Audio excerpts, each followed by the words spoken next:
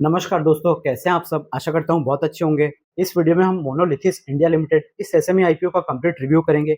ये आईपीओ 12 जून से ओपन होने वाला है। आईपीओ की सभी डिटेल्स को हम इस वीडियो में समझेंगे। इस आईपीओ के लेटेस्ट जीएमपी के हिसाब से अगर आपको अलॉटमेंट मिलता है तो यहाँ पर 1,43,000 के इन्वेस्टमेंट के सामने 25,000 से ज्यादा का प्रॉफिट हो सकता है। सबसे पहले कंपनी के बिजनेस और फाइनेंशियल्स को समझेंगे, उसके बाद आईपीओ की सभी डिटेल्स और लास्ट में इस कंपनी के पॉजिटिव और नेगेटिव को कंपेयर करेंगे और फाइनल डिसीजन भी बनाएंगे कि क्या इस आईपीओ में अप्लाई करना चाहिए या नहीं। वीडियो को एंड तक देखने के बाद आपका इस आईपीओ से जुड़ा कोई भी डाउट नहीं रह जाएगा।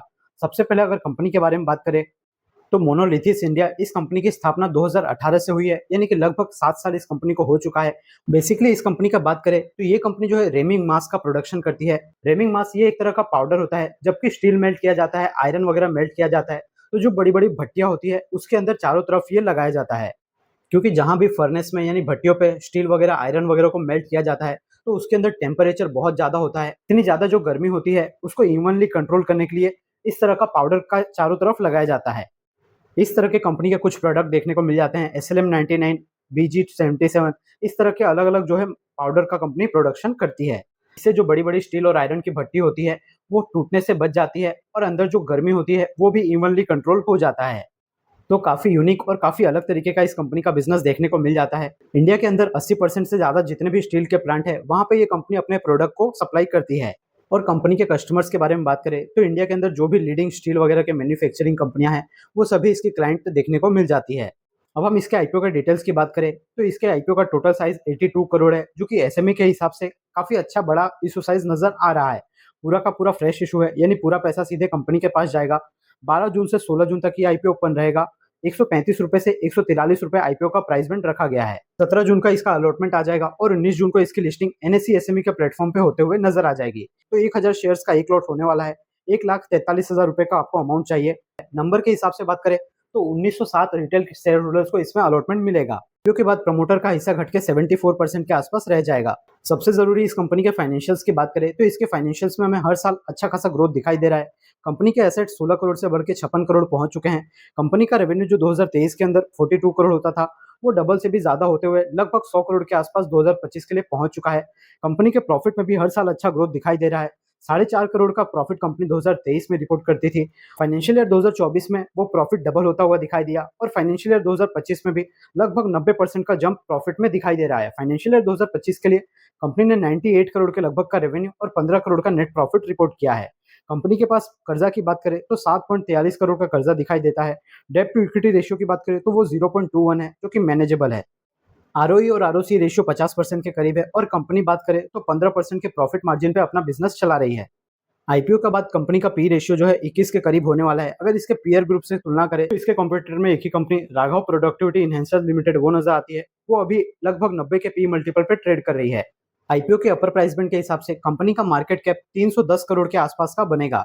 आईपीओ से जो भी कंपनी पैसा जुटा रही है उसमें से 17 करोड़ रुपए का इस्तेमाल कंपनी लैंड वगैरह जमीन खरीदने के लिए इस्तेमाल करने वाली है, जहां पे कंपनी नई मशीनरी वगैरह लाके अपना नया प्लांट स्टैब्लिश कर रही है। 17 करोड़ रुपए का इस्तेमाल वहां पर होगा। इसके अलावा कंपनी अब इसकी जो सब्सिडरी है वहां पर भी बिजनेस बढ़ाने के लिए 28 करोड़ का इन्वेस्टमेंट करने वाली है। वहां पर भी कंपनी नई मशीनें खरीदती हुई नजर आएगी। इसके अलावा 20 करोड़ रुपए का इस्तेमाल वर्किंग कैपिटल यानी बिजनेस को चलाने के लिए रखेगी कंपनी, और बाकी का अमाउंट जनरल कॉर्पोरेट पर्पस यानी आईपीओ के एक्सपेंसेस में जाएगा। कंपनी का रजिस्टर्ड ऑफिस पूर्णिया वेस्ट बंगाल का है। इस आईपीओ का रजिस्टर केफिन टेक्नोलॉजी है और इस आईपीओ का जो लीड मैनेजर है वो हेम सिक्योरिटीज लिमिटेड है। एज ए लीड मैनेजर इनका ट्रैक रिकॉर्ड काफी बढ़िया है। अब एसएमई आईपीओ के लिए सबसे इंपॉर्टेंट चीज उसके जीएमपी की बात करें तो इसका लेटेस्ट जीएमपी अभी 28 रुपए के करीब चल रहा है 9 तारीख के हिसाब से, और ये आईपीओ अभी 12 तारीख को ओपन होने वाला है। तो अगर मार्केट पॉजिटिव रहेगा तो इसके जीएमपी में अच्छी खासी बढ़त हमें दिखाई दे सकती है। करंटली बात करें तो इस जीएमपी के हिसाब से यहाँ पर आपको 25,000 से ज्यादा का अंदाजन प्रॉफिट हो सकता है। याद रखिए, जीएमपी सिर्फ एक अंदाजा होता है, 100% इसके बेस पे डिसीजन नहीं लेना चाहिए। अब हम फाइनल डिसीजन पे आते हैं कि क्या इस आईपीओ के अंदर अप्लाई करना चाहिए या नहीं। तो देखिए, उसके लिए पॉजिटिव नेगेटिव दोनों को कंपेयर करते हैं। पॉजिटिव की बात करें तो कंपनी का बिजनेस काफी अच्छा है और इस बिजनेस के अंदर आगे फ्यूचर के अंदर बहुत ज्यादा ग्रोथ होने वाली है। अभी इस कंपनी का साइज जो है काफी छोटा है। आगे चलते हुए इस सेक्टर के अंदर काफी अच्छा ग्रोथ होता है तो ये कंपनी भी काफी बढ़िया परफॉर्मेंस दिखा सकती है। और ये आईपीओ भी फ्रेश इशू है, यानी कि पूरा का पूरा पैसा कंपनी अपनी ग्रोथ के लिए इस्तेमाल करेगी। इसी के साथ कंपनी का फाइनेंशियल्स भी काफी मजबूत नजर आ रहे हैं। कंपनी लगातार प्रॉफिट और रेवेन्यू में ग्रोथ दिखा रही है और कंपनी के ऊपर कर्जे की बात करें तो वो भी काफी कम नजर आ रहा है। और इस कंपनी का साइज भी अगर एसएमई आईपीओ के हिसाब से बात करें तो अच्छा साइज 310 करोड़ की कंपनी नजर आ रही है। 82 करोड़ का आईपीओ यानी एसएमई के हिसाब से ये एक बड़ा आईपीओ है। और हाँ, अगर नेगेटिव की बात करें तो ऐसा कुछ खास बड़ा नेगेटिव इस कंपनी से रिलेटेड नहीं निकल के आ रहा है कि ये कंपनी जो है सिर्फ 2 ही 3 राज्यों पे फोकस करके चल रही है। अगर कंपनी इंडिया के और भी रीजन में अपने बिजनेस को फैलाती है, वहाँ पर प्रोडक्ट सप्लाई करना चालू करती है, तो कंपनी के अंदर अच्छा खासा ग्रोथ फ्यूचर में दिख सकता है। और करंटली कंपनी का सिर्फ एक ही मैन्युफैक्चरिंग यूनिट देखने को मिलता है, जो कि वेस्ट बंगाल के पुरुलिया जिले के अंदर है। तो अगर वहाँ पे कुछ भी डिस्टर्बेंस आता है, तो कंपनी का पूरा बिजनेस नेगेटिवली इम्पैक्ट हो सकता है। बाकी वैल्यूएशंस वाइज आईपीओ अच्छा है, पी रेशियो भी कम रखा गया है, कंपनी के ऊपर कर्जा भी काफ़ी कम है और आईपीओ से पैसे जुटा के कंपनी अच्छा खासा ही ग्रोथ करने वाली है। तो देखिए, फाइनल बात करें तो आप भी जानते हैं ऐसे में आईपीओ के अंदर जो बड़ा खेल होता है, वो सिर्फ जीएमपी को देख के ही लोग इसमें अप्लाई करने के बारे में सोचते हैं। तो इतना जीएमपी जो चल रहा है, और जब ये आईपीओ ओपन होगा 12-13 तारीख को, पर्सनली मुझे ऐसा लगता है कि जब ये आईपीओ ओपन होगा 12-13 तारीख को, तब इसके जीएमपी में और भी बढ़ोतरी होते हुए दिखाई दे सकती है। पर ये सिर्फ एक मेरा अंदाजा है।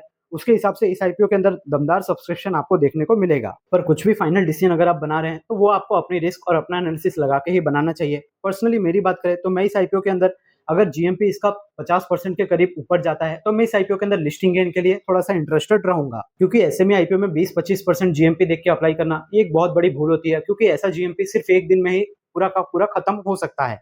पर ये कंपनी थोड़ी बड़ी नज़र आ रही है, इसका रेवेन्यू प्रॉफिट अच्छा दिखाई दे रहा है।